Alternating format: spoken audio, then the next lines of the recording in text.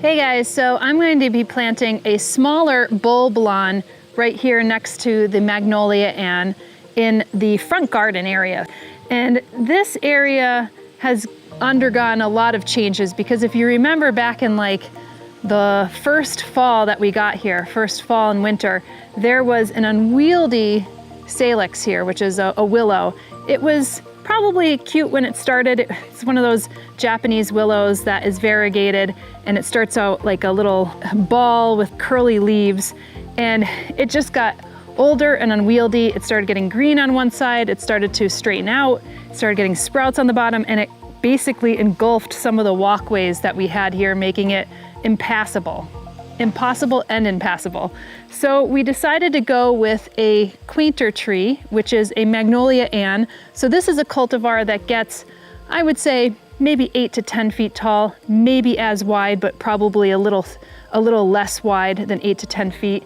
And it will take time to actually grow that height. You could see that it's, you know, about hip height right now. And this is something that Sonder had planted out. I wasn't here when it arrived, so he did a really excellent job actually planting this in the landscape, and he bermed it up and gave it a bit of a tree circle here. And because we had excavated the willow out of this area, we ended up disturbing some of the lawn, and we did an alternative seed mix here. So you'll see some little flowers kind of popping up, some Johnny jump ups, and some members within the brassica. And it gives just like a little bit of a pollination potential for this area. But all in all, we're going to keep the grass here, and we'll probably mow it a few times a season, but not overdo it, because what we're planning on doing today is actually planting bulbs in here, and both spring and fall bulbs to give basically color 2 to 3 seasons out of the year.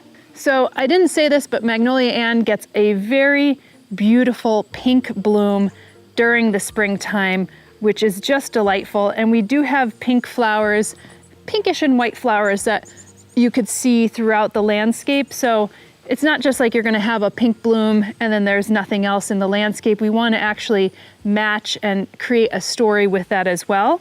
So I don't even know how many bulbs I have in here, but probably hundreds and hundreds of bulbs. So I have fall bulbs here. So these are bulbs that come up in the fall. And this is Cyclamen heterifolium. These are beautiful. They get this ivy leaf and they get a whitish pinkish bloom. So that will bloom in the fall. And then I also have these Tulipa critica hildae. Now, I don't know if this is a new cultivar or not, but it's a whitish, pinkish, reddish bloom on a tulip. I would say like stripes and some white as well. And this only gets about 6 inches tall, and the cyclamen only gets 4 to 6 inches tall. So we're talking about low bulbs. I don't want to plant those really tall tulips and kind of overtake the Magnolia Ann.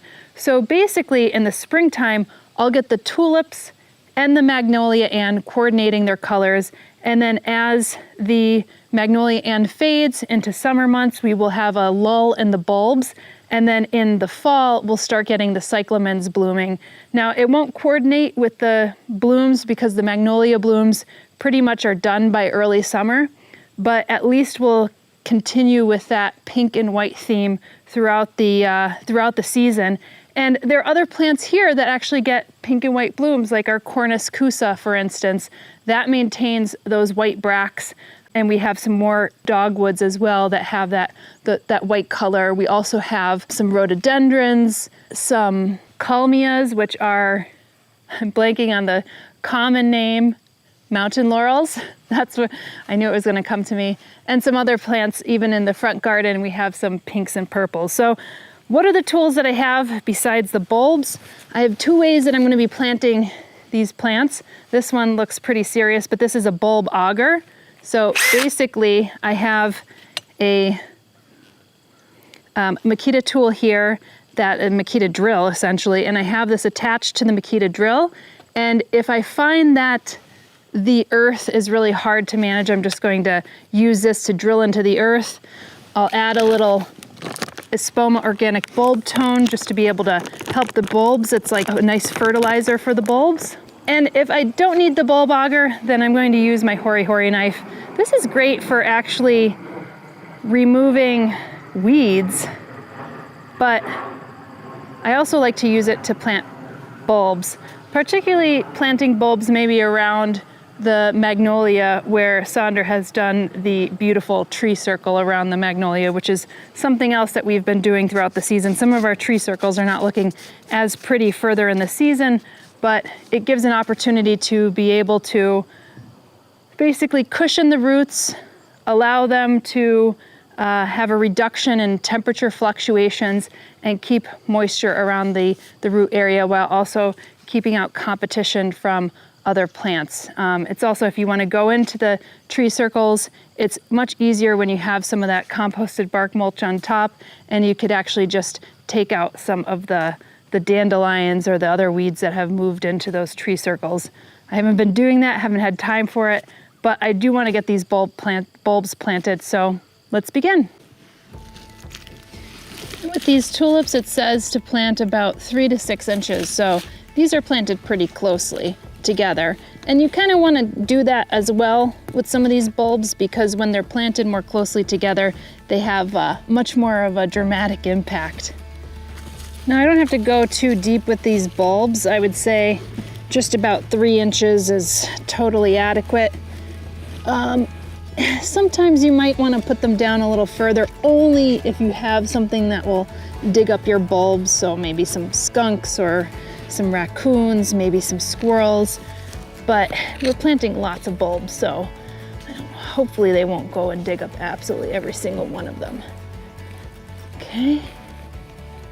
What's nice about planting bulbs early with a recent transplant of a tree is that these roots have not spread out yet, so you're not hitting any roots. And also with bulbs, you only go down about 3 inches, so these ephemerals, these spring and fall ephemerals, are not really competing with the roots of the tree, which are probably closer to 6 to 10 inches down into the soil.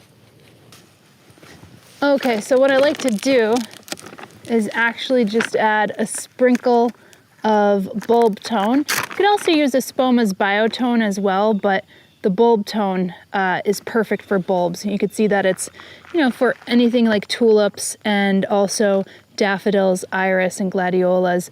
I just planted some alliums also with this because they're bulb plants.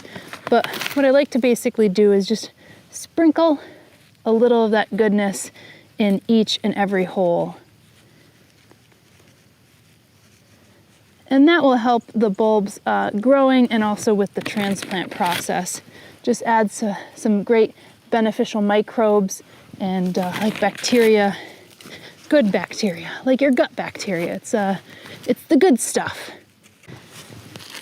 Okay, I'm not gonna cover up these holes yet. I'm gonna plant the tulips first, but I'm gonna leave some space also for the cyclamens. And because I basically want to plant the cyclamens in with the tulips so that we could get both plants across the seasons.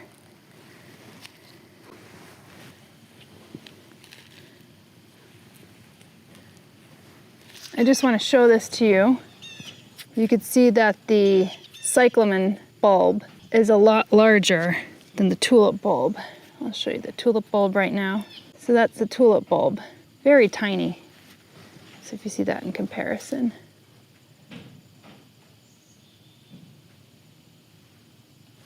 So I will have to use some larger holes for these cyclamens. And the spacing of the cyclamens is 10 to 12 inches, so a lot further away than the tulips. So the tulips could be planted more closely together. Now this one looks a little dead to me. It's shriveled. It doesn't have that shapely form to it. So this is something I will plant, but I doubt this will actually come up. So I'll just plant that back here next to the tulip, but I doubt that will actually come up. So here you could see some of the new growth that will start. So these likely won't come up until next fall. So with these plants, this is the base, kind of has a little scab there, and then this little finger that's coming up, that's where the new growth will happen. So if at all possible, try to put the roots towards the bottom and that growing tip facing up in the hole. But bulbs are pretty smart. They'll actually find the proper way up. So don't get too bent out of shape if you put them in the hole incorrectly. Now these bulbs will spread over time, and you'll get something that's the Dutch know as Stinson style planting, where you basically just have a beautiful yard full of bulbs, particularly in the spring or the fall.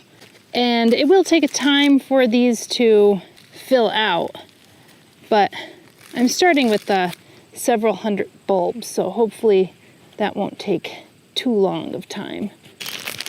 Basically I have one more space around here for the cyclamens, and then I have to start planting them in the grass. We'll see how that goes, because sometimes this clay within the soil gives me a lot of problems, so we'll see how the bulb auger works. Okay, we are gonna try this. Now you wanna keep this straight.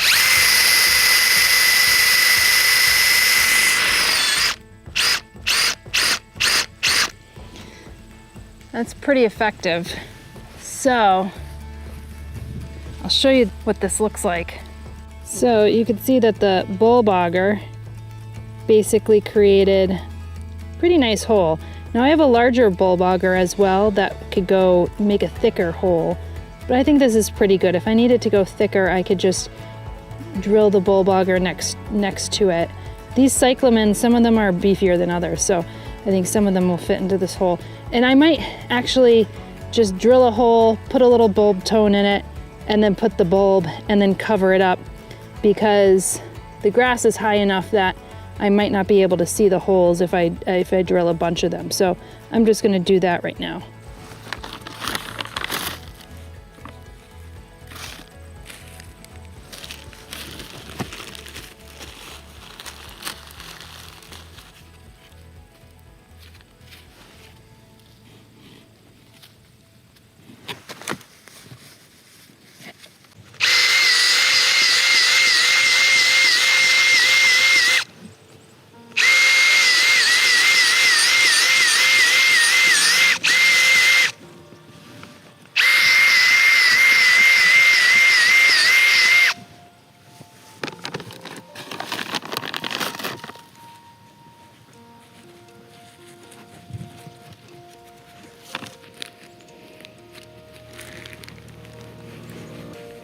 So this is the last bulb.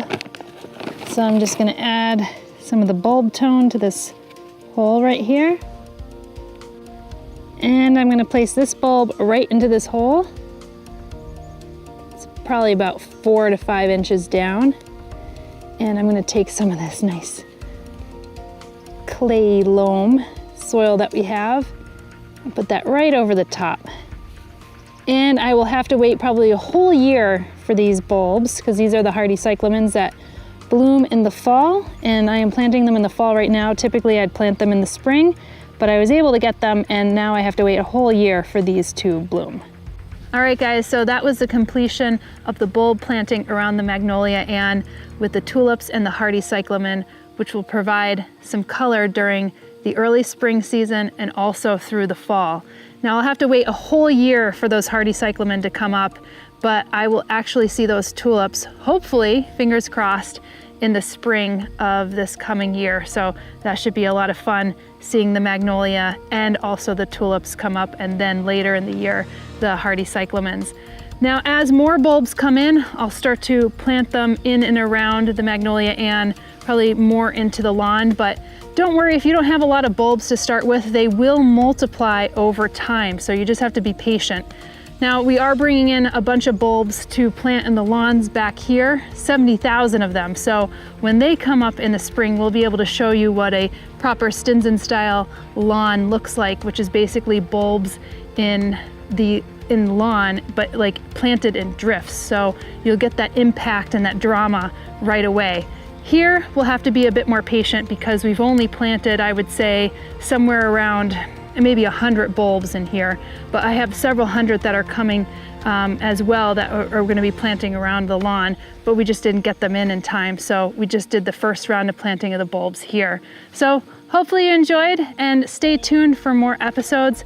I will see you later. If you're enjoying these videos, we'd love for you to like, subscribe, and share them. We're committing 10% of our Google AdSense revenues back to the Finger Lakes community, which will be matched by our partner Espoma Organic.